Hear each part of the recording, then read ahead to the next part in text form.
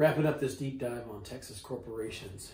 And the last thing I was going to talk about in this video series was partnerships and the difference between partnerships and other types of corporate formation.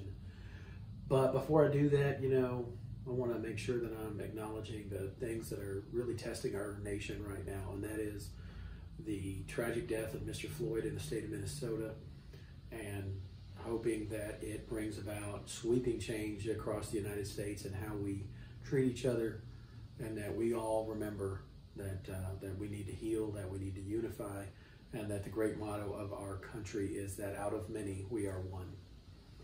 And I'm a big believer in that. And also want to acknowledge our friends and neighbors who are still suffering from this coronavirus pandemic, and hoping that we are rounding the corner and that all of us can continue to, find ways to provide for our family, and that we can overcome this just daunting economic challenge. So we're thinking about all of you who are suffering through both those things right now. This deep dive on Texas corporations has gone through several video series, but I'm wrapping it up today. And, I talked about the difference between incorporated entities, sole proprietorships, LLCs, and LPs. And LPs being a limited partnership or some sort of a partnership. Now, partnerships in Texas require a lot more governance than an LLC does. It is a hybrid, like a sole proprietorship and a business, like the LLC is.